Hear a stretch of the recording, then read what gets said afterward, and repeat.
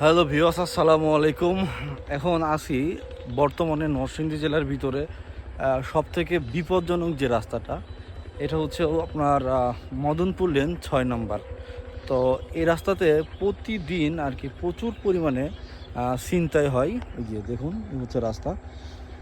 এই রাস্তাতে আপনার প্রতিদিন সন্ধ্যার পর থেকে আহ, প্রচুর পরিমাণে ছিনতাই হয়। আর এই কারণে কিন্তু মানুষ প্রচণ্ড প্রচণ্ড আপনার আতঙ্কে থাকে, বিশেষ করে এই রাস্তার দিকে সন্ধ্যার পর এদিকে কেউ আসলে আসতেই চায় না, শুধুমাত্র এই ছিনতাইয়ের এই ঘটনার কারণে প্রচুর পরিমাণে ছিনতাই বেড়ে গেছে আসলে এই এলাকার দিকে।